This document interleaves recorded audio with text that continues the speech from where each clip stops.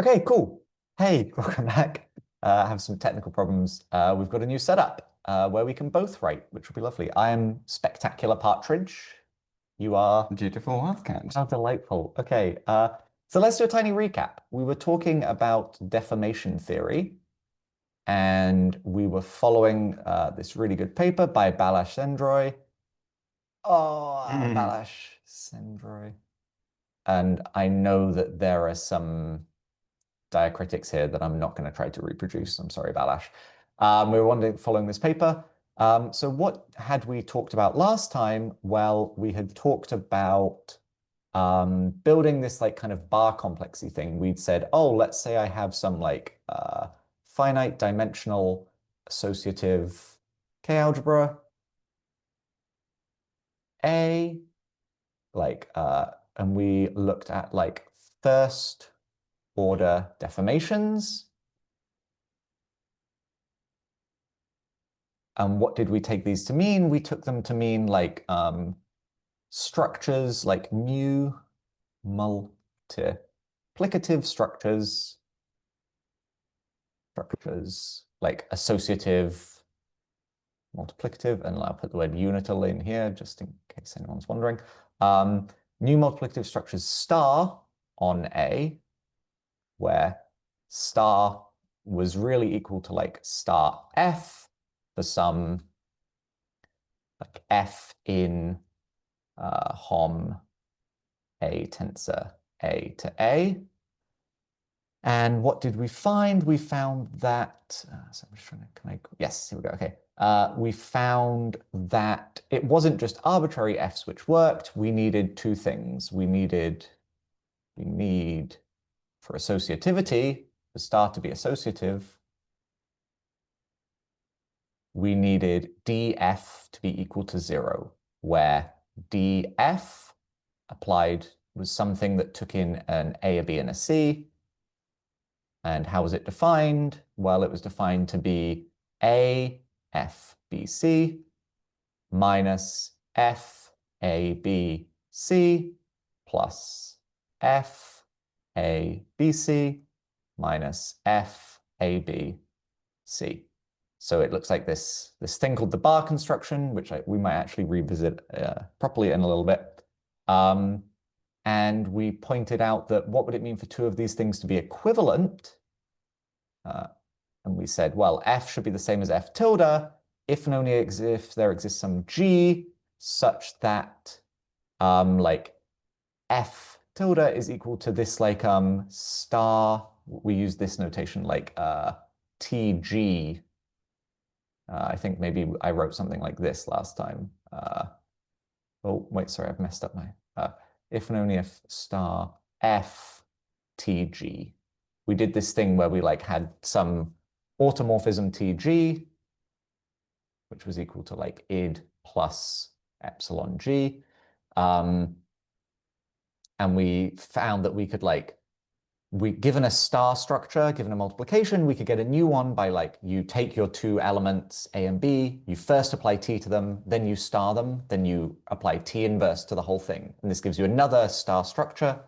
And we found out that two multiplication structures, F and F prime, were related by such a thing if and only if G satisfied some condition. So we found like this was if and only if there existed G such that F prime is equal to F plus dg, where here dg was defined in a similar way, but now we have one input less.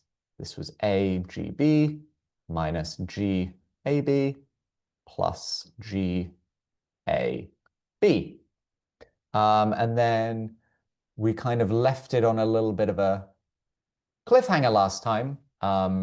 I pointed to this thing, and I said, oh, there we go. We can get some sort of chain complex where you have like A to the N tensor A, or I guess really we only had 2 into A. Oh, wait, sorry. My notation's bad here. Now I'm trying to do two things. A, I'm just going to write this for the HOM. We had this. The 2 is the tensor. Oh, yeah, sorry. This is like tensor 2, exactly. We had this. And up here we have a tensor 3 A. And we said we've got this map D, which is the map F goes to DF. We had this map, which we were also calling D.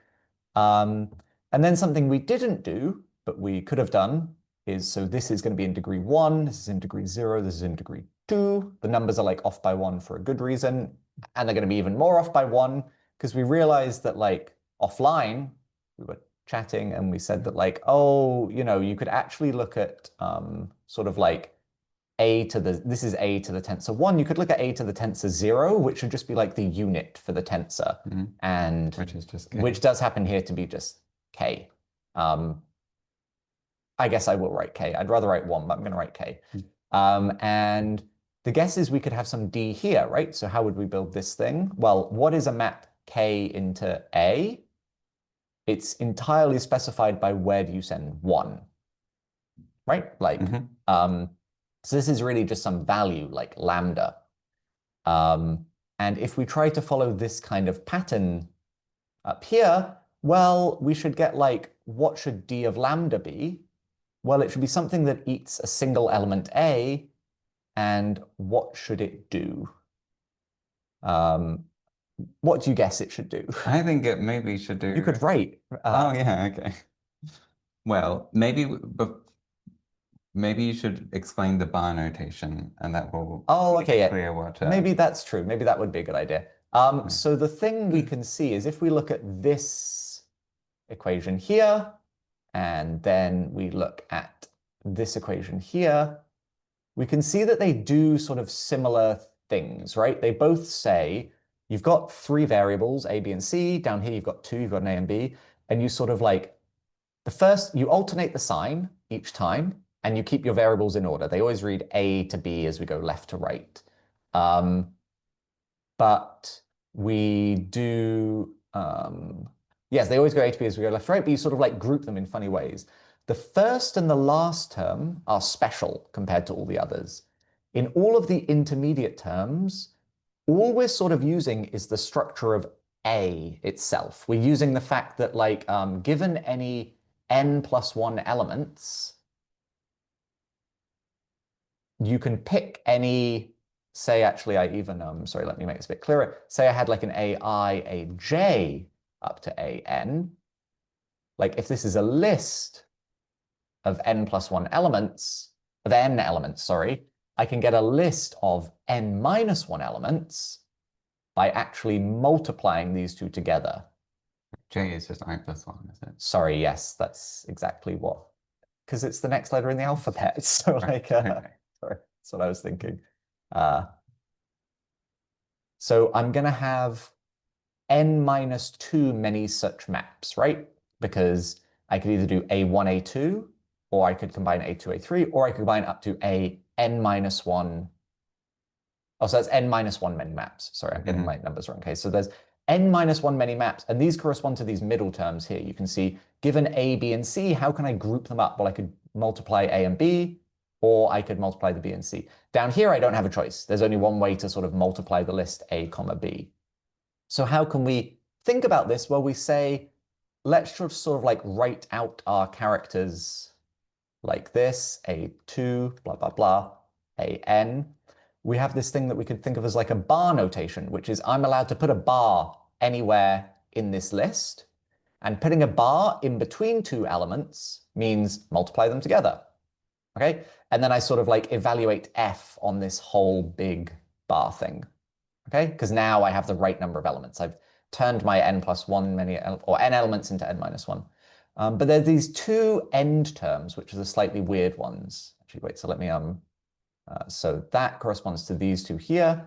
But I have these 2 end terms, which are slightly different, because here you don't just use the structure of A, you're using the fact that F maps into A, right? Like you're using the fact that like there's an action of A on whatever the image of F is.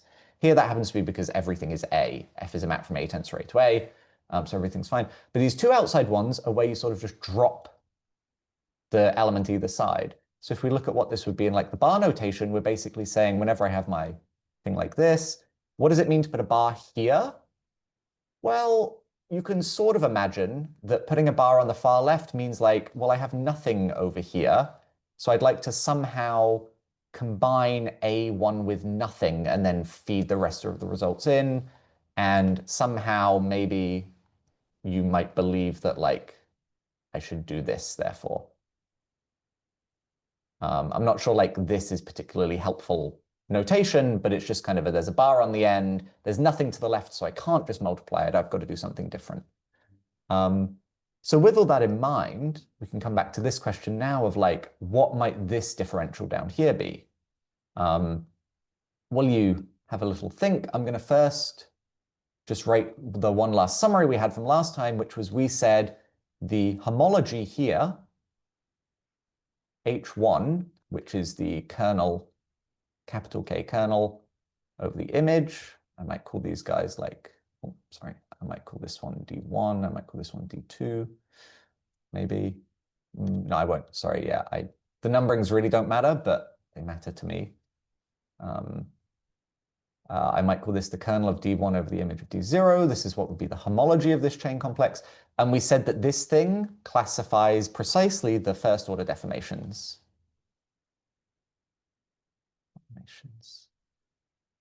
Of A. So this was our like, this was the answer to our problem. What do these new multiplicative structures look like? They look precisely like these H1s. And we're going to go through an example in a sec where we actually pick a specific A, a couple of specific A's, and see what this homology group is, and then understand which deformations they give you. So then sort of the question I posed last time, I think, was, what is this guy? What is this guy? So this is H0. Because if we understand what H1 is, H0 should be something even simpler. And then sort of, what is this guy? Does this guy have any meaning down here? So this is what we sort of left with last time. So maybe let's talk about some of these. Yeah, what are you thinking, Jason? Okay. Yeah, no, I was actually sort of a bit just going through my mind, like trying to understand the combinatorics of these this bar notation. And so yes, I think if we maybe try and compute some of these images for some of these other degrees, maybe start there and then. Okay, that sounds good. This one is going to be, I think, unsatisfying. I don't think you'll get this one and be like, oh, the bar notation obviously shows me what I should do. Well, this one gives you like the commutator resistance, right? So let's think, yes. So you can, yes, feel free to like start writing some things down. But even just on like a numbers game, right? Like we know for a fact that whatever D, so this is the part, sorry, this is what you're trying to do now, right? Is you're writing down this d lambda of, what should d lambda of A be if lambda's a thing in here? And like we know just looking at the previous examples that like d of F had 4 terms, d of G up here has 3 terms, so this guy should be 2 terms, and it should be a plus term and a minus term, is sort of what we've seen. Right. Okay. I think the way I want to like set this up is so we know it should feature a single variable. And if we put like, so you put like an empty on one side, but if we put ones on either side of A, then there are 2 maps like from 2 like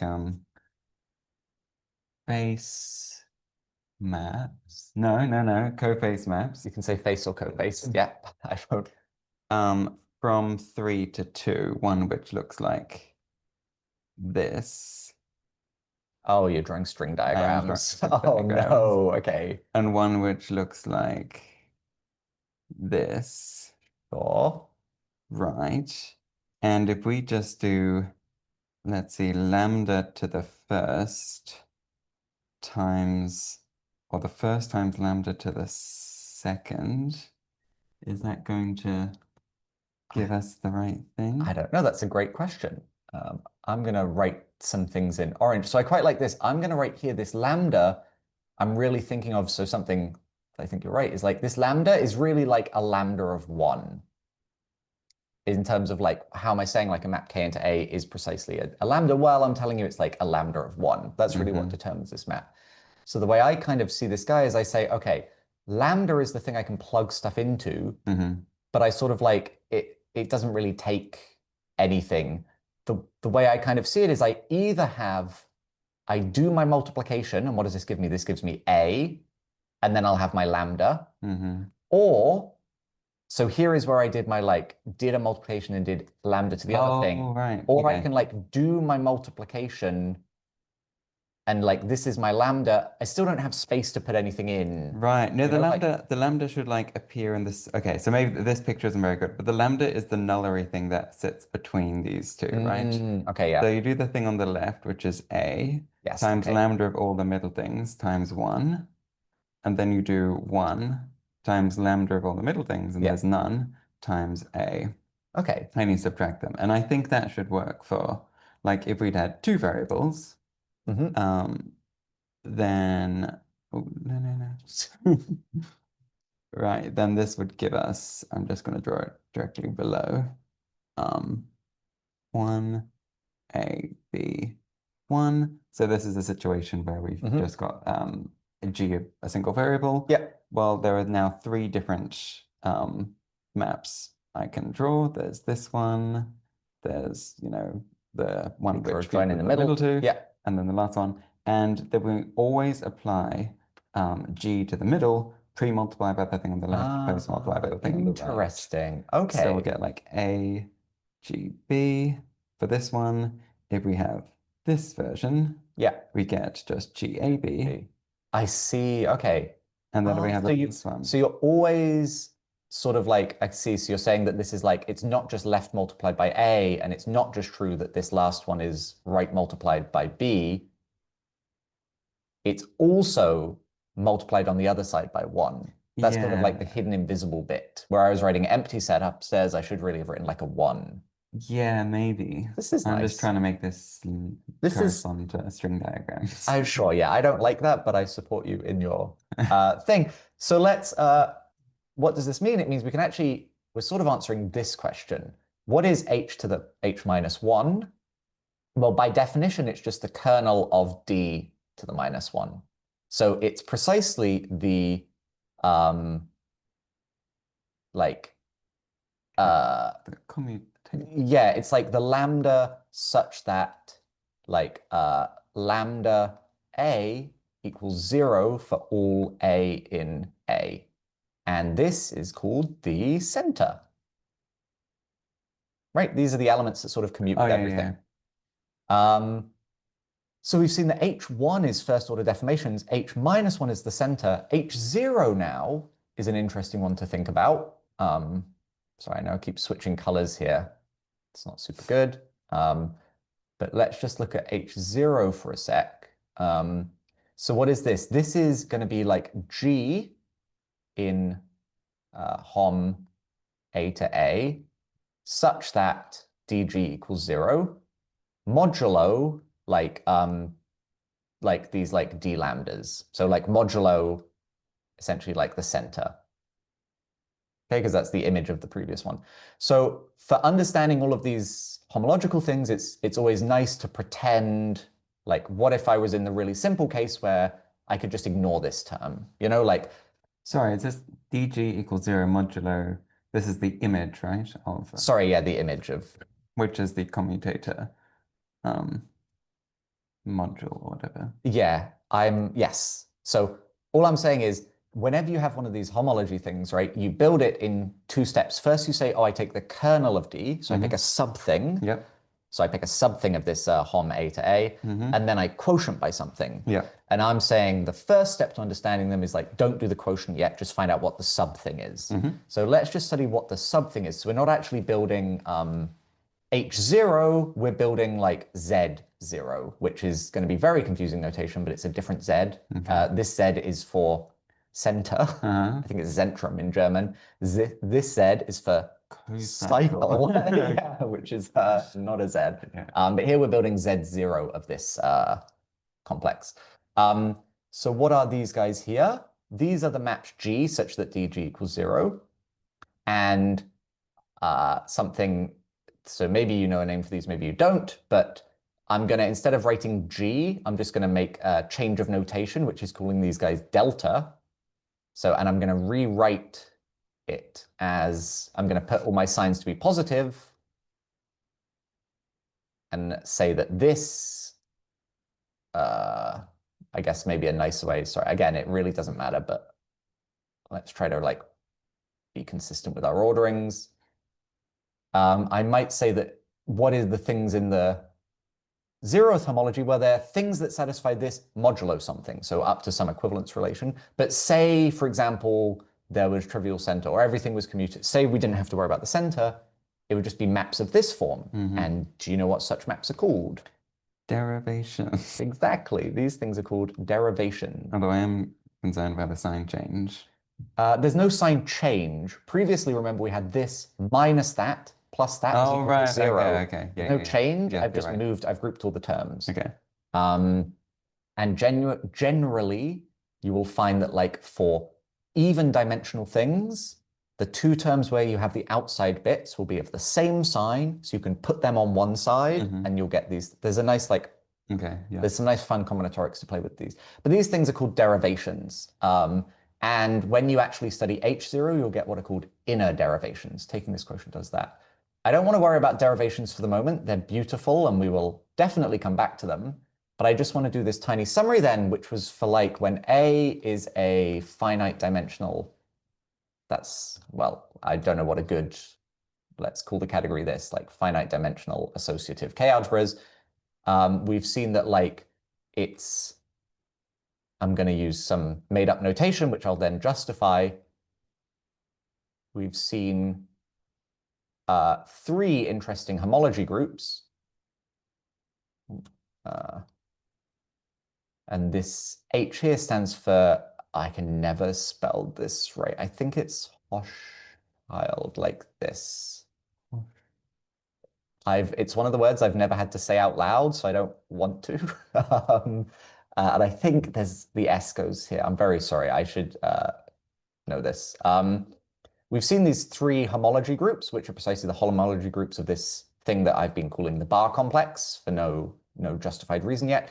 And we saw that this one was the center. This one was inner derivations, where again, I haven't really spoken about what derivations are, but I just want to point out that they appear here at this thing. And then this one was first order deformations. And I just want to tell you what this guy is, and then finally do what I've been promising to do forever, which is actually do an example. So I'm going to tell you what this guy is, and this is just obstructions.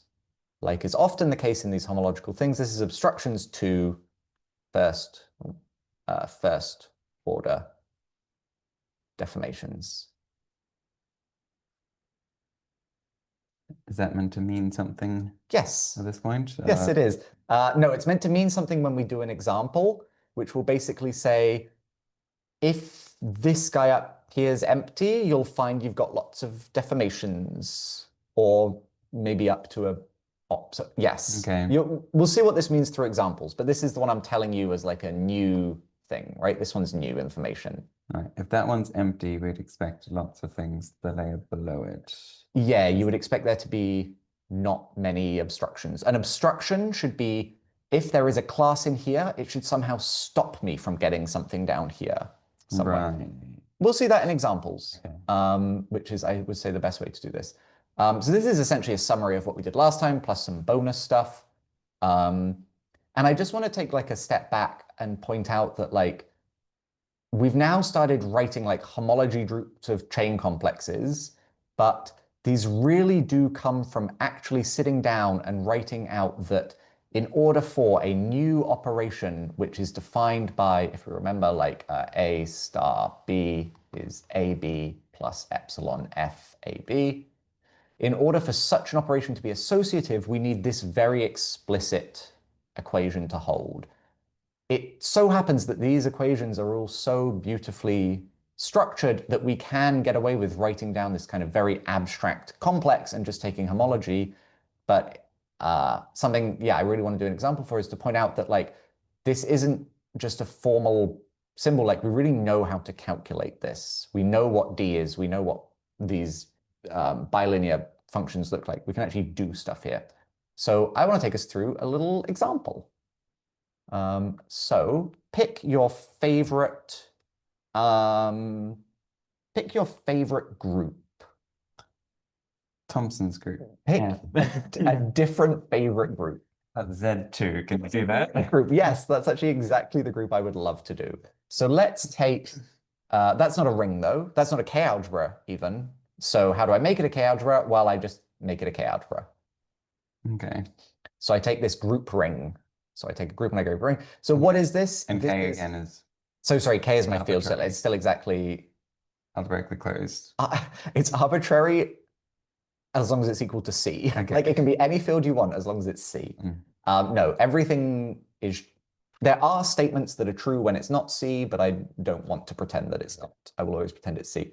And Z mod 2Z, I'm going to say has two elements, 1 and X, which is maybe not how you might think of Z mod 2Z. You'd normally call it like 0 and 1. I guess I'm thinking of like Z mod 2Z as like the like +1 -1 or something like this, like more of like a multiplicative group. I just want to write 1 and X, Okay. basically. So what are elements up here? Well, they're just sums. They're formal sums of lambda k. Sorry, wait, lambda. We would normally write this as like lambda g, g over g and g. But my group here just has two elements, 1 and X. So what is this really? It's just some like lambda 1 plus mu X. Is this by any chance the dual numbers over? So there's a really, so sort of, but no. Okay. So this is the difference between the word like unipotent and nilpotent and all of these like slightly confusing words. If you remember this is a great question though. So for the dual numbers, what were these? These was, this looked like, sorry, this looked like K adjoin epsilon, and then you do mod epsilon squared. This means that epsilon squared equals 0, no. Whereas over here, epsilon we have 1. X squared is equal to 1, right? So these are somehow like your thing squares to 0. Yeah. Here, so this is nilpotent. This is, what do you call it? An involution? What do you call? Yeah, it's a We've had lots of, it should be called unipotent. I'm really annoyed it's not. It's an involutive element. So yeah, so there's a sort of difference of like, what is your squaring behavior? Is it 0 or is it 1? I see, yeah. This is like you multiply square to get something additively trivial, and the other one you multiply square to get something multiplicatively trivial.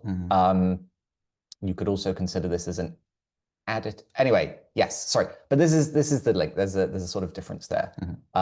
There is a difference there. So here is my A that I'm going to pick. It's somehow I've picked like the simplest group I can, and I've turned it into a K-algebra in the simplest way that I can. Okay, so this should be the easiest example ever, we hope. So let's think about what we actually need to do, right? So we want to study, so what is HH1 of A? So recall, this is in particular the set of F from A tensor A to A such that D of F is 0 modulo the image of like F prime tildes F plus DG. Like these two things are the same over here. So again, as always, let's look at don't do the quotient first, do the subgroup bit first. What are such things over here? So say we have, I'm trying to rearrange this up here. So let's actually stop and like think about this as an exercise. So if we pick some arbitrary f such that d of f equals 0, what does this mean as an equation? It means that we must have f of A, f of BC plus. Do you want to draw the string diagram? You can draw the string diagrams if you want. I'd be interested if, I don't know, maybe you over here do a string diagram version of whatever I'm going to write. F, A, B, sorry, this should be a minus. This is, sorry, I understand I'm spending a lot of time writing out the same things over and again, but I refuse to draw a string diagram. So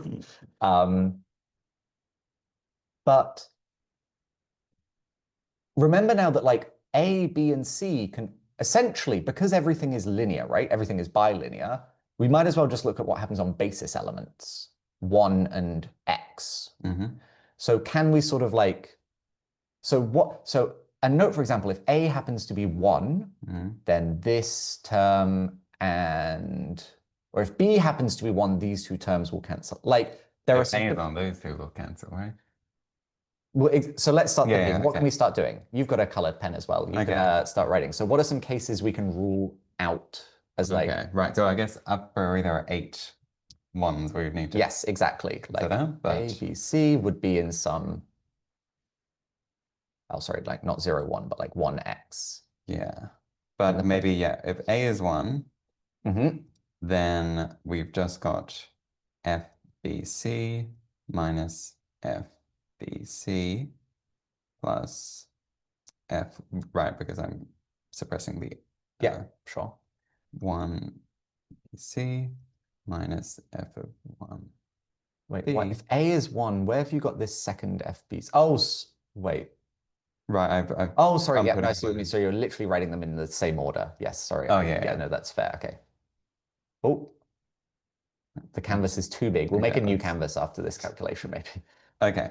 So this seems to say that like in the second argument you can well no, actually it's only if we got a 1 in the first argument.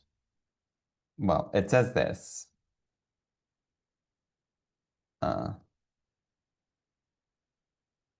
Okay. And so I guess we could look at different values for B Yeah, and so C now let's look at different values for B and C in here.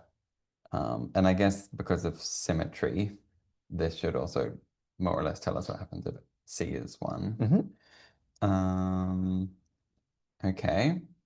Well, if C is 1 in this case, this is a trivial statement. Why is that? Oh, yeah. So if C is 1, it tells us nothing. So let's look at the interesting case where B is equal to 1. Then we get f of 1, C is f of 1, 1, C. Okay.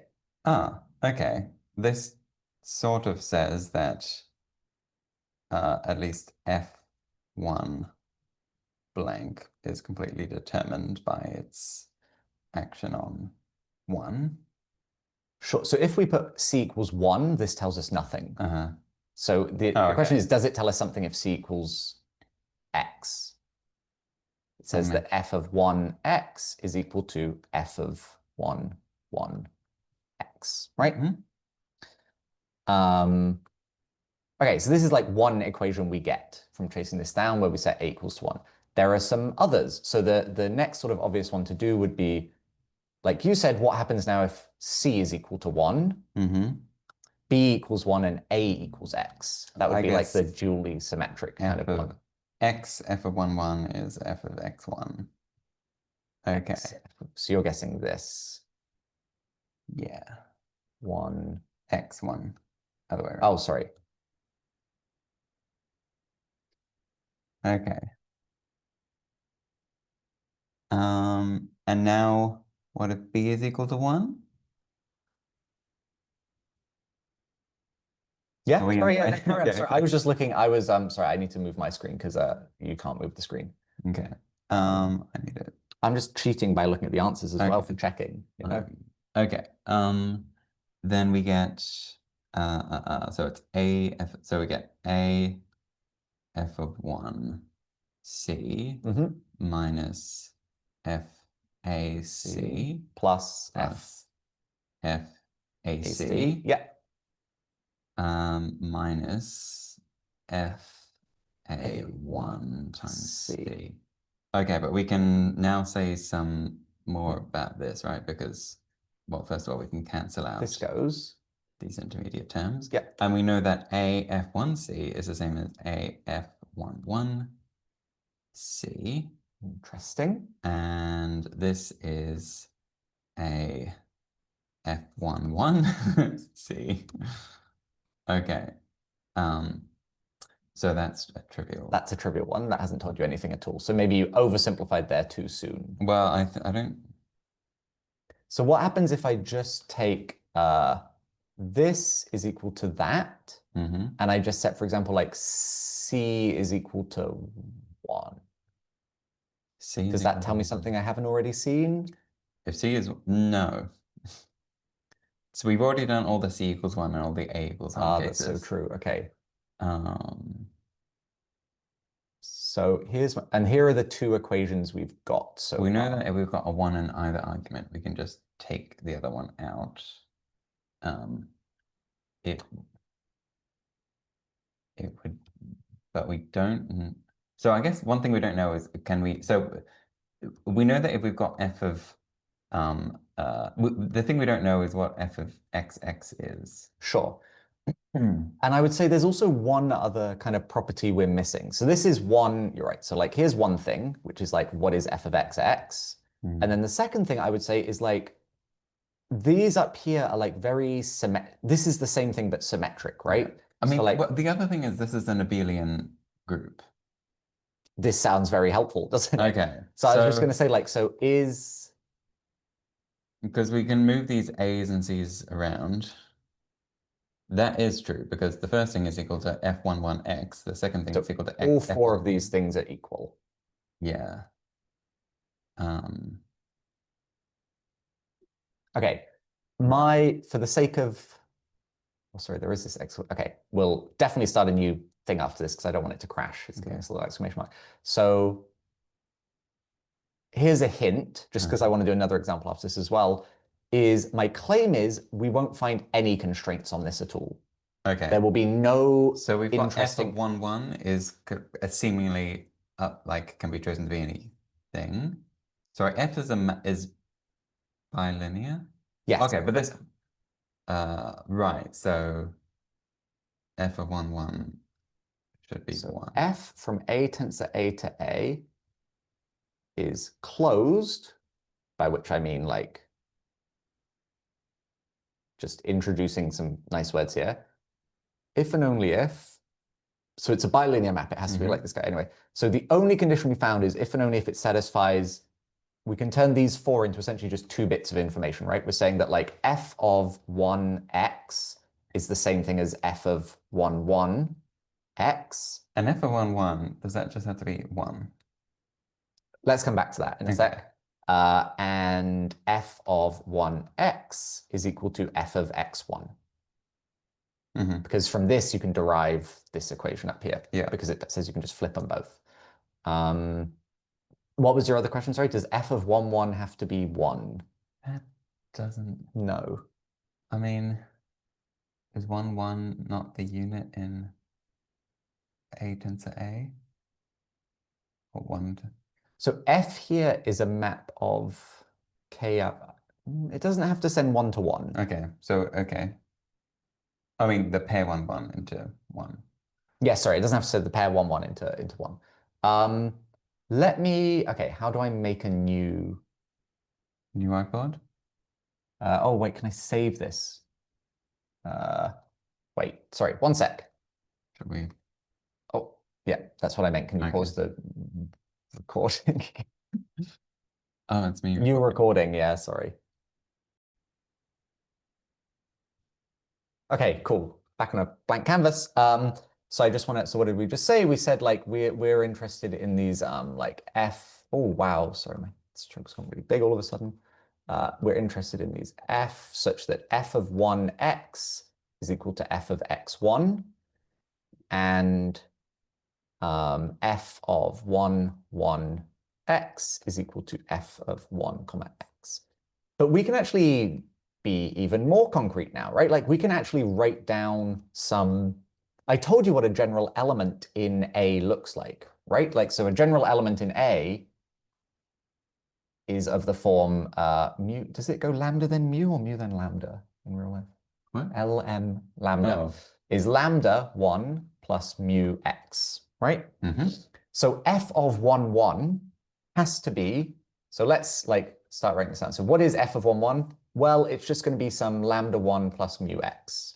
We don't like, that's going to be something, right? So now can we write down what everything else is? So you can start filling in the right-hand side. I'm getting there. So you can start filling in the right-hand side if you want. Yeah, okay. This will be lambda 1. Well, okay, so we know it's this times x, right?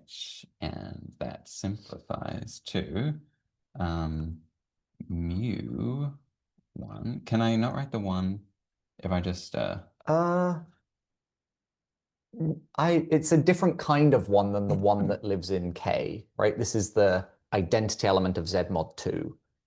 You can choose to the one not that write lives the in one, K but like, doesn't live in... I'd like you to write one, please. Sorry. Very well. Because I'd rather not call them 1 and x. I would have liked to have called them like plus and minus, or like pos and neg, you know, or like something. Okay, I'll put a little Sure. bracket around it. Okay. Right, this becomes a 1, Yeah. and then we've got plus lambda x. Okay, this is like the action of x on this is 1x. like exactly. This is the action of x on 1x, and this like is also equal to the same thing. yeah. And it's nice because there's a fun link, which one day maybe we could explore again, which is like this is a swap gate on a qubit. This is you can say some interesting things here. Okay. Let's not do that today. And f of x can be anything we've said. So it's going to be like some lambda tilde 1 plus mu tilde x, say.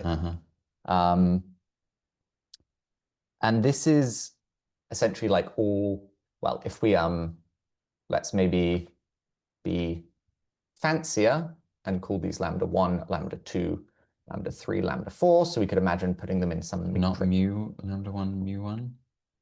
That's okay. Yeah, let's do that instead.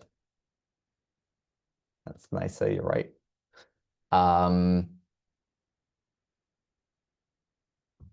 Okay, yeah, sorry, yeah. So like what is an element? It's basically like, so therefore like F corresponds to, like F is literally sort of defined by just a quadruple, right?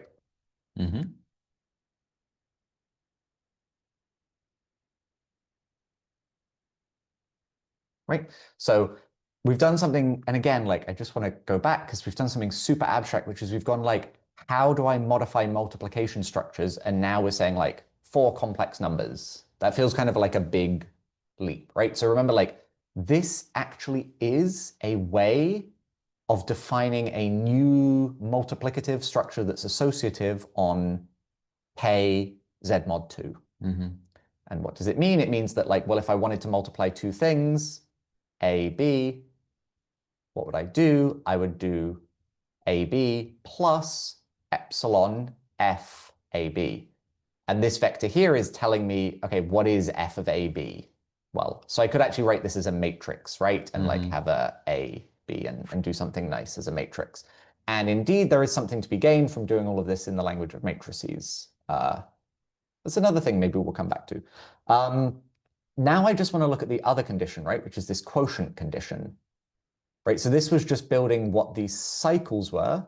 Now we need to build what the boundaries are to figure out. So what are the first order deformations? It's these guys modulo something, right? So the question is like, what is it modulo?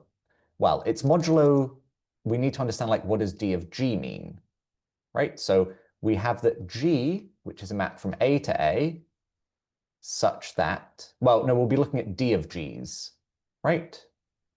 And then, sorry, we're saying that like F is similar to F prime if and only if there exists a DG such that F plus DG. Right. So G goes from A to A, DG goes A yes. to A to A. Exactly. So what does DG do? Let's just remember DG of AB does, what does it do? You can write that one down. Okay. Well, let me do my string diagrams. No, you don't have... We've got okay. 1, A, B, 1. There's 3, or a bunch of different ways we can multiply these together. We've got this one, which produces A, G, B. We've got this one, which produces G, A, B. Sorry. No, this is cool. No. There should be a comma there. Sorry, yeah. G. Oh, I was doing the signs for you. Oh, okay. And then we've got GA times B. And then that's it. Okay, So now the question is, say we know that, say we have a function of this form, right? We have some function which satisfies this, okay? So basically, we have that GAB is equal to AGB plus GAB. The question is, what does this tell us about, well, let me actually step back a sec. So that a function of that form would be something in the kernel, right? That would be a Yes. like a one-side co-cycle or something. Co-bound. Oh, we want to look at the boundary, which is yes, the exactly. image of this map. So, yes. So what is G? Well, we can do exactly the same trick as before, right? G is determined by what it does on 1 and what it does on X. Wait, are we finding elements? Are we finding things in the kernel of this D, or are we finding things in the image? We're finding things in the image. Okay. We want to say, if I have now an F and an F prime, and I've said that F and F prime correspond to just 4 complex numbers, like this, in this sense is how you interpret them. Yeah. When is it true that I can find, if I take 4 random complex numbers and another 4 random complex numbers, when is it true that I can find a G, which is going to be given by some data here, such that these F and F prime differ exactly by a D of G? Oh, okay, sure. So we can start, though, all I'm saying is, like, let's write down what G is. And here we have no constraints. We're just saying what G is, right? So we might as well say that it's like, you're using the letter X. That's brave, given that one of the elements is X. This is a lambda. Oh, that's a okay, but we already have a lambda 1 upstairs, remember? Okay. So maybe like alphas and betas or something. Let's do that. Alpha 1, I want to write my 1 plus beta 1x. Okay. So now the question is, like, what does dg do? So what is dg of 1, 1? What is dg of 1x? Blah, blah, blah, etc. Yeah. Right? So so we need to, like, use these equations to start doing exactly the same kind of reasoning before. So here's the table we want to fill out over here. You can start doing some maths over here to start filling it out for me. Like, what is dg of 1, 1? What is dg of 1x? Let's start with 1, 1. Oh, sorry, you're a little bit off the screen for me. I don't know how to zoom. Oh, wait, but I can move. Okay. Okay, thank you. That's okay. Should we use different colors? Oh yeah, we should. Sorry, I keep switching colors randomly, which is probably really bad for. We were meant to stick to one the whole way through, but I like switching color. Yeah, I'm a big fan of the orange. Okay, which color are you going to be? I'll stick with green. Okay, that's good. Well, I'll be orange from now on then. For now. Okay. So we've got sorry, 1, 1. So that's just 1 times g of 1. Sorry. So we've got g of 1 minus g of 1. Well, maybe I'll start by just assuming a is 1, and then we can get an expression in terms of b. We get g of b minus g of b plus g of 1 b. Oops. When a is 1, so this is just g of 1 times b. Okay, and then our g of 1 is alpha 1, beta 1x. Yep. So in the case where b is 1, we're going to get alpha 1, 1 plus b of 1x, sorry, beta 1x. And when b is x, we'll get beta 1, 1 plus alpha 1x. Okay, so already does this seem familiar to you, this like pattern here that we've got? As in? It looks similar to what we had up here. Exactly what we had here. So when we looked at 1, 1, we said f of 1, 1, well, it's just anything. But we know that f of 1x is the flip of that. Right. We're saying that... Are we going to find that everything in the image of D1 is in the kernel of D2 or D0 and D1? Yeah, so it looks like at the moment we could say that like no matter what f you picked, well, I can give you a g. So like here's our like, this is what this seems to be pointing to. Maybe for all f, there exists a g such that for all like closed f, wait, sorry. By closed, you just... I mean d of f is equal to 0. Sorry, yeah, okay. Also, I am going to write in orange. I'm sorry, I'm being better at this now. This seems to imply that like maybe for all f such that d of f equals 0, there exists a g such that f is actually equal to dg.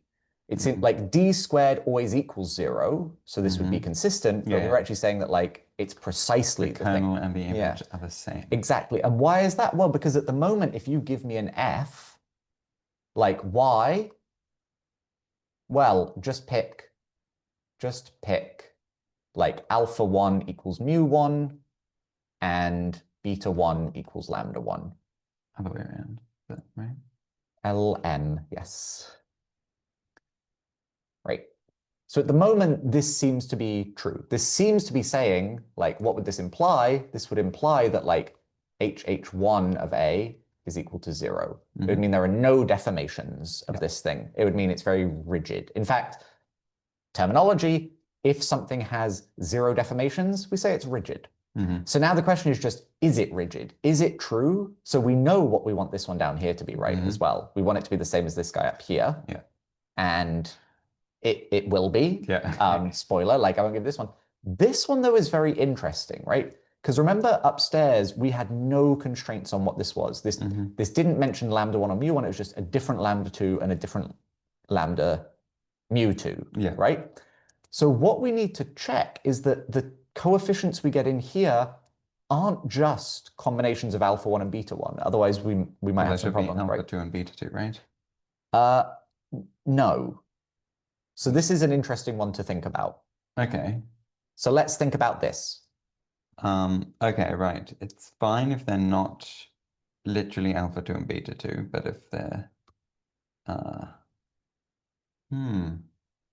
if they're like alpha 1 plus alpha 2, beta 1 Yeah, plus exactly. If they were like the sum of alphas and the difference of the betas with these, we'd worry. Like basically, we don't want to give, we want to make sure that the dimension of the linear equations we're solving is the same for both of them, that we have like enough space to do it. Okay. So when A equals X, what do we get? We get X G B. Well, okay, B is going to be equal to X as well. Just to okay. G X minus G of X squared, which is 1. Okay. So you see here, so here we might start to worry because G of 1 we're going to get some alpha 1s. Exactly, right. Plus, what are they? They're both X. Gx times X. Yeah. Interesting. Okay, we're getting 2 XGXs. Yes, and you know what XGX is. Well, you know what G of X is. Right? I do know what G of X is. We wrote it up here, yes. We're going to get like a beta 2 plus alpha 2x times 2 from this bit, and then minus alpha 1 plus beta 1x. Does that? So so this thing's going to be the same up here. So what you're writing down here is we're going to get like a 2 beta. Sorry, wait, not. Is it going to be a beta or an alpha in the first one? It's going to be an alpha. I got alpha 1 minus 2 beta 2. Exactly. Yeah. I think your signs are wrong, but I'm not. Oh, no, I didn't. I got 2 beta 2 minus alpha 1. Yeah, this sounds good to me. Okay, let me. And I think you'll get a plus 2. I get a 2 alpha 2 minus beta 1. Yeah, for the X term. For the X term. Exactly. So here's the only thing we need to worry about now is, say I have, so I've fixed that, like, right, so on one side I have like alpha 1, beta 1, alpha 2, beta 2, and on the other side I've got some lambda 1, lambda 2, mu 1, mu 2. And I've said, like, what are the equations joining these guys? Well, I've said alpha 1 has to be equal to lambda 1, beta 1 has to be equal to mu 1. And now the question is, but I have free choice of what alpha 2 and beta 2 are still. These aren't constrained anywhere else. So the question is, can I pick, do there exist like alpha 2, beta 2, such that like 2 beta 2 minus alpha 1 is equal to lambda 2. Right. So I guess we've got like a matrix, a 4x4 matrix, which is giving the translation in one direction. Yes. And is it invertible? Yes, that's a very good way to solve this in the future. But for now, we don't even need to do that much thinking because we can rearrange this to get lambda 2 plus alpha 1. And we just say yes, we just set beta 2 to be equal to this. Because remember, alpha 1 is lambda 1. Okay, and this is where we want like non-characteristic 2. This is a really good point. So here, if we were in characteristic 2, we'd be having in trouble. Exactly.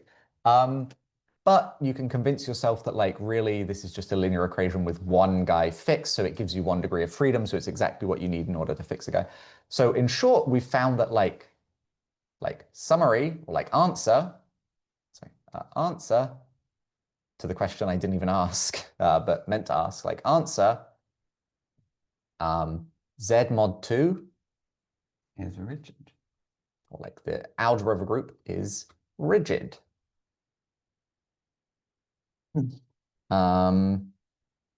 Fantastic. What about the other homology? That's a really good question. I would like to not get there yet, I think. So something we're meant to be doing, right, is following this paper by Balash, and I'm actually just looking at what the order he does stuff in here, because I want to make sure I'm not following it too much. I would say let's do one more example where you get something non-trivial. Okay, this is a great example. Let's pick another group. Yes, let's pick another group, do another, or here's my claim. Put any group you want in here. Z mod 3Z. Rigid. Okay. Like, you would find that, like, doing the groups are like rigid objects for like other meanings of the word rigid. So, any group. I don't want to make a big claim that I can't back up. We haven't considered any non-abelian groups. We haven't considered non-abelian groups. That's a really good point. Before even doing that, though, I would say let's just consider a K-algebra that doesn't come from a group. Okay? And we've seen one because you've mentioned it a few times now. So what about this example exactly? What of this guy? So then what is HH? And here, sorry, I've been writing this as homology. Balash writes it as cohomology. The numbers go up, so I'd write it as a cohomology. Yeah, sorry, maybe I should have been writing cohomology everywhere.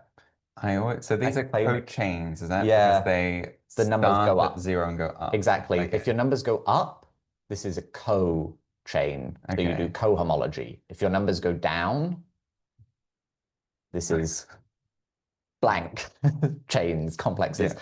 The issue, this is my excuse, is in geometry, you essentially always do co-chain complexes to the point where people call them chain complexes. Right, but there would be chain complexes in the like opposite. That's the whole point. Is like there's a all these numbers are made up, right? In some sense. So let's compute HH1 of A here. So let's do this one a little bit quicker.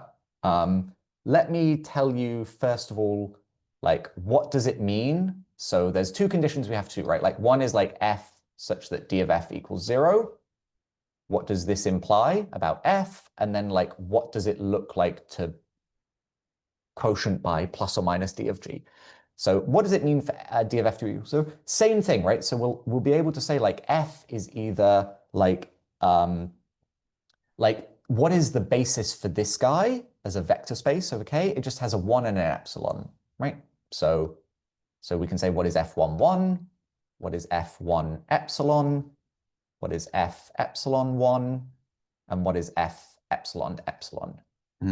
It's up to you. Would you like to see now this And is all the things we sort of said before kind of hold here, yeah. like So so we said first of all we'll do like lambda 1 1 plus like this guy we'll pick what it should be, right? yeah. And won't we find that like F1 epsilon has to be F11 epsilon? Yes, so remember what happened last time is we did that and then we timed this guy by epsilon. Oh, Back then it was x. yeah. So it switched them because But here x it squared was 1. Hills the Here term. exactly. So what shall we get down here? Lambda 1 epsilon. Exactly. What do you think we'll get here? Lambda 1 epsilon. Wow, we don't even need to do the exercise. And what do you think we'll get down here? Lambda 2 1 plus mu 2 epsilon. Beautiful. So it's exactly the same, but like you've pointed out, these two things here come from the fact that like epsilon squared equals 0. It's a bad 0. Not x squared equals 1 like we had before, right?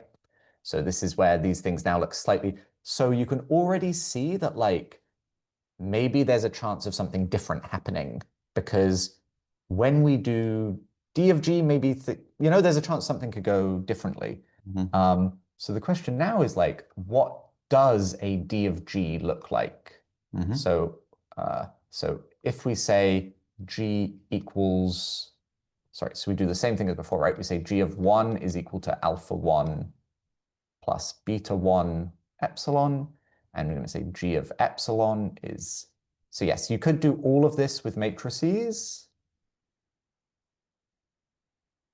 That would be nice, wouldn't it? So what does this imply? Let's see if we can just sort of read some stuff off.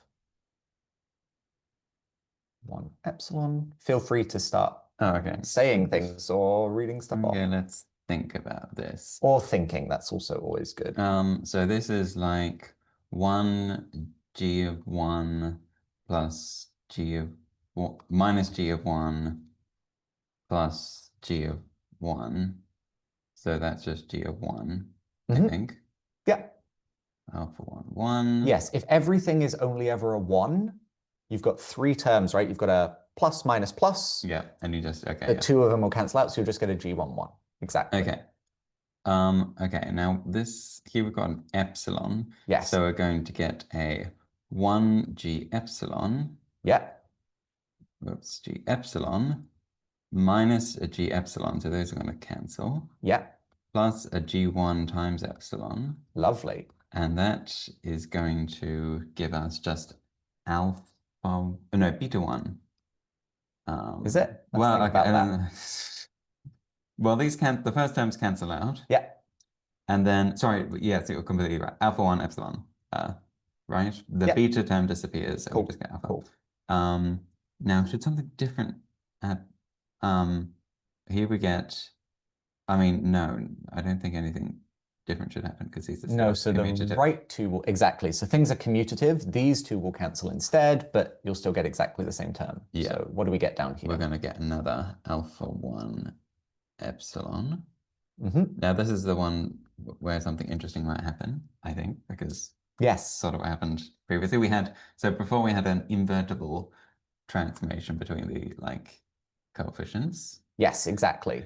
But here, do things feel like they're going to be invertible? Well, I suspect they will not be invertible. Okay, so we get an epsilon g epsilon. We get a g of 0, which is 0. Yeah. Okay, plus a g epsilon. Yeah. Okay, so here epsilon times a g of epsilon. Okay, epsilon times g of epsilon is going to give us an alpha 2 epsilon, which is the same thing as what we get when we do g epsilon times epsilon. There's no beta 2 in sight. So right. Yeah. So we're never gonna, if I just tell you what these um, so what's the point? If I just give you like the results of these four things, Exactly, yes. you're not going to be able to figure out what my beta 2 Why? was. Exactly, because DG, like functions of the form DG are somehow parameterized by three numbers, right? Yeah. We never see a beta 2 anywhere. Mhm. Whereas our Fs, if we look up, correspond to four numbers still, Yeah. right? So in fact, we can even do some really nice things almost. So F corresponds to four numbers. We had mu L, L1, mu1, lambda 2, mu2. So there's like a dimension mismatch. Okay. Right. And it's precisely the, okay, so So if K were Z mod 2, if it were a really nice field, so it's of characteristic 2, here, is that a really nice field? so here's one nice thing about Z mod 2 as a field, is that whenever you want to compute some homology, you just need to count dimensions. If K were equal to Z mod 2, we would know that HH1 was of dimension 1 because it's a four-dimensional thing quotiented out by a three-dimensional thing, and you can just subtract dimension. But if we're working with, But yes, so we'd have so things don't work nicely. I'm just saying we would say that like roughly this thing should be one-dimensional and it should be generated by something, right? Like, and it would be generated sort of by like not beta 2, but like the thing that should correspond to beta 2, which is like so this is like an F such that F11 is 0 and F epsilon epsilon is beta 2 epsilon. Exactly. So let's go back to like not forget what this whole thing was about. What does it mean? It means that there is essentially up to like scalar multiplication, there is precisely one thing we can define, right? Has to be AB plus epsilon. And the only thing we can have really is this like this mu2 term floating around, right? And that's it. Yeah. Right? This is what our like F of mu2. Right. Doesn't that depend on whether like if A and B are both think about 1? this. Oh yeah, sorry, like this mute, like sorry, yeah. Sorry, you're right. Right. The point is something weird happens only when we do epsilon times epsilon. Exactly. And the whole point, yes, K very right. So like 1 star 1 is equal to 1 star 1. Sorry, is equal to 1 times 1. 1 star epsilon is equal to 1 times epsilon. Epsilon star 1 is equal to epsilon times 1. But epsilon star epsilon, which should normally be, so it's epsilon times epsilon plus epsilon times some number. Yeah, exactly. It's beta 2 epsilon, right? I don't, wait, let's scroll up. That's the DG. Oh, up here. It'll be lambda 2. Because it would be F epsilon. Oh, you're right. So it'll be lambda 2. Sorry, yeah, no, okay. I was getting worried as well. Okay. It should be lambda 2. Right, which is interesting, because otherwise we would have just like plus some other stuff that goes to 0, sorry. And like this one goes to 0, so it's equal to lambda 2 epsilon. Which is very, sorry, so as in like, remember, this should be epsilon times G epsilon epsilon, sorry, F epsilon epsilon. And that was like a lambda 2 epsilon plus what? Right, but we could always replace it mod G. Yes, exactly. So my point is, sure. The point is this is not 0, right? So we have like the non-trivial deformations, and this is essentially any number in K. So what does this say? This says something kind of interesting. It says when you have the dual numbers, which are meant to be like a minuscule tangent vector or a thickened point or whatever, right? It's a thing, and then you just have your point, and then something that squares to 0.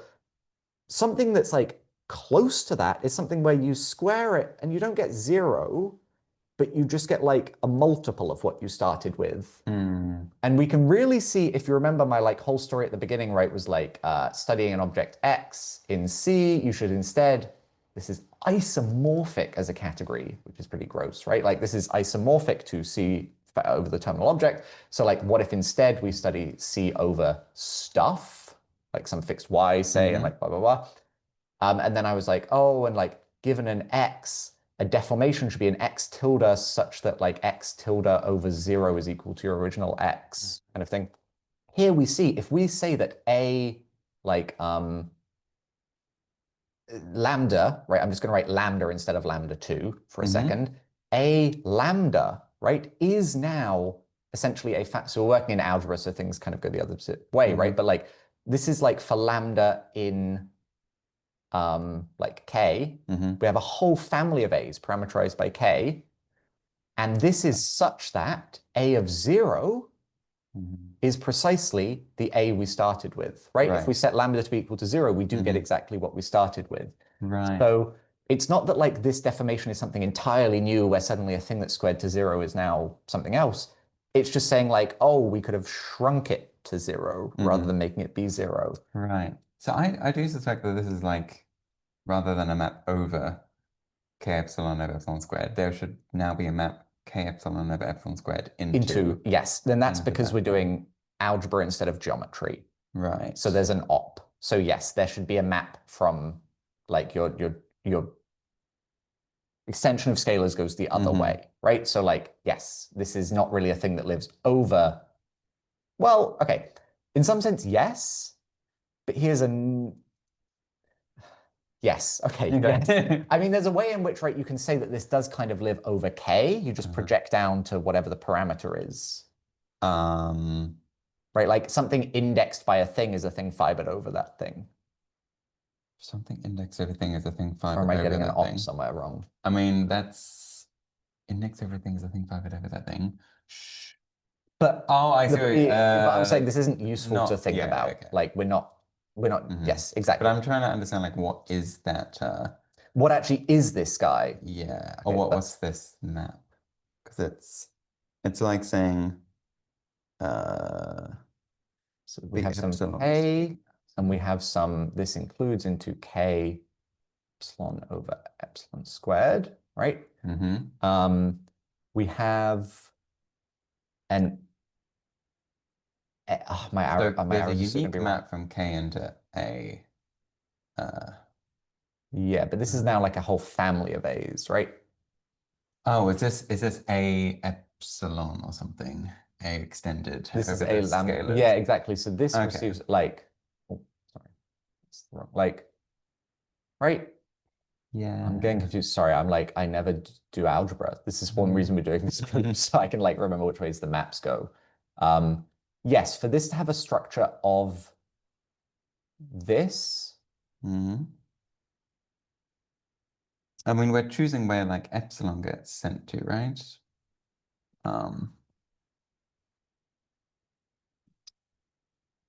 We're choosing like the coefficient for epsilon.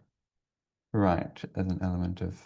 Yeah, but we're also sort of like choosing I would like to not dwell on this for now. I agree that like, yes, I think it is literally this diagram, right? Like this guy includes into here as lambda equals 0, and this guy is one of them, and this guy is one of them. Right. But I don't want to do that. I want to like keep going and like build up a bit more formal theory and then answer questions which are actually concrete and good. Okay. Okay. So this is okay. So here, those are our two examples. So just like in a summary here. So I just want to like, what did we say? Oh, sorry, we said this above. I just wanted to say that like precisely this thing here, right? So the first Hochschild cohomology of this guy is one-dimensional. It's just pick a scalar, and that's the way you can deform it. So this is a K-algebra, which is actually like deformable. It's not just a rigid guy. So let's now take a look at some formal theory.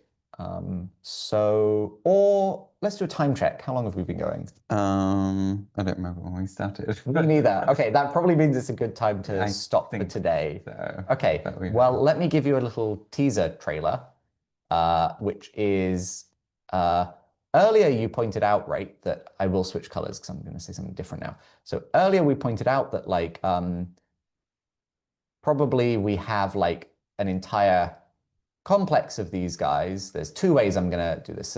We pointed out we have like an entire complex of these guys for lots of n's, right? Not just n equals 0, 1, and 2. And we pointed out that it kind of ended with it didn't end necessarily where you think it might end, but it actually ended with like this sort of extra term here. And that is sort of where you might think it ends if you just realize that a to the 0 is the unit of the... This is where you would think it ends if you believe that every simplicial set is augmented, which I know you do. I know we have this discussion a lot. Or like, sure, maybe you could believe it ends here, but my numbering might lead you to suggest that it's weird that it ends here because I called this guy -1, and I called this guy 0, and I called this guy n. Names. I called this guy n, though, right? No, you called it n plus 1. That makes sense. So here's one reason I might want to do that. So this isn't the formal thing I wanted to do, but I want to at least justify myself here, is because I would write this. I would actually write this as a map of complexes, where this is a complex which is just A concentrated in degree 0, nothing else anywhere else. And then what I built a map A into some big complex. Let's call it big B of A.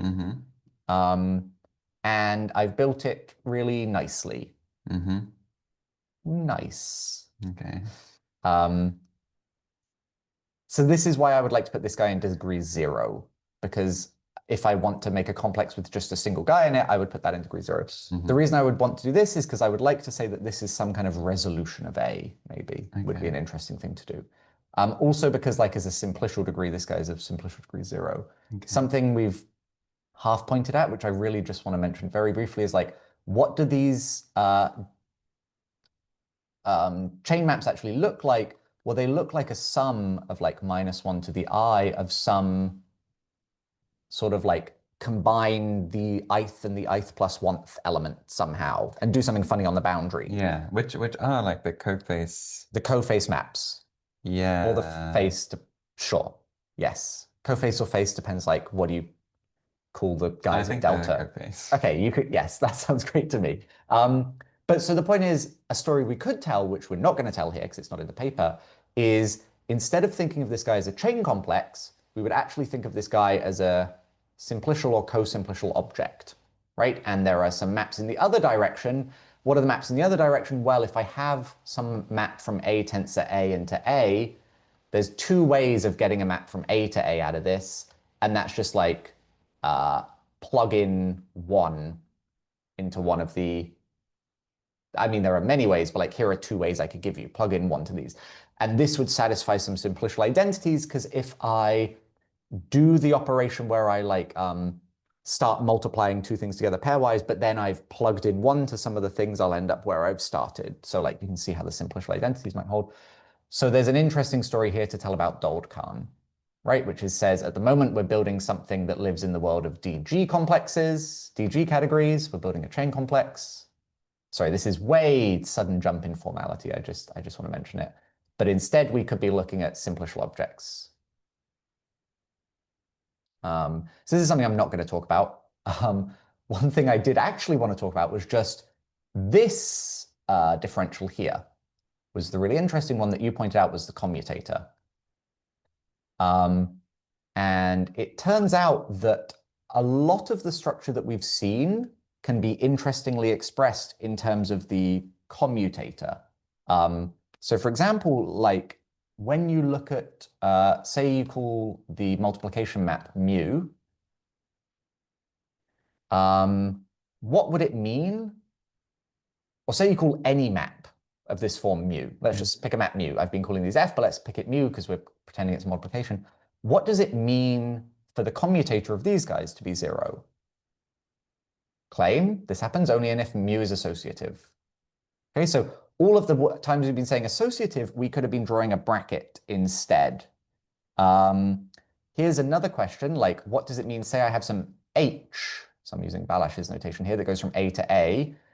when is it true that H is a deformation? So like dH is equal to 0. Right, so this is like D is a, sorry, wait, H, i.e., let me, sorry, move the screen. I.e. H is a deformation. When is this equal to 0? Well, it turns out that this is true if and only if mu H is equal to 0. Okay, so lots of this structure of what it means to be closed, and in fact, like we can even say like something more general, like here's the sort of like big thing, is like D of F generally is like mu of F. Like we can generally write the differential itself as a bracketing, which is an interesting fact. It's not at all clear, and this is something interesting we're going to talk about next time. What is the whole upshoot of this? Is that this bracket structure on this big thing we've been building, let's call it B of A, with it's a cochain complex, so something like this, is the important part. Or like the important part. There's another important part, which is like this grading up here, the fact that we have this number kind of here. So it says we're sort of interested, the moment we start saying the word deformation, in chain complexes, which also have some sort of bracket on them. And it turns out these things are things called DG Lie algebras. And if you open a modern thing, maybe something by Lurie on deformation theory, you'll find everyone talking about these guys down here. So something I'd like to motivate next time is nowhere near this level of like abstract formality or whatever, but all of these super concrete things we've seen before, like mu being associative or something being a deformation or like other things, how do they arise as precisely bracketing structures? And then the crown jewel of this whole thing will be precisely seeing this wonderful equation.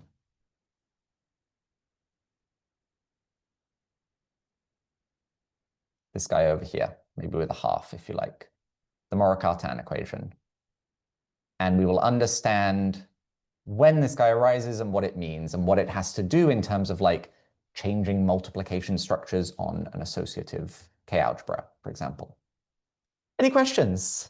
I don't understand this last bit. That's good. But it sets up future talks perhaps. So I mean, so Leon, is the point that these brackets are going to be Lie brackets, and they more satisfy some property with respect to dimension. That's the DG Lie. They should satisfy some property with respect to the chain complexy kind of structure we have going on, which in particular is the grading, the dimension. Right. There's probably going to be some weird minus signs happening. There's going to be some things that you can't just pull stuff out and commute them, but you'll have to swap up to a minus sign. There'll be lots of structure here. That's the coherence they have to satisfy. Yeah, exactly. Okay.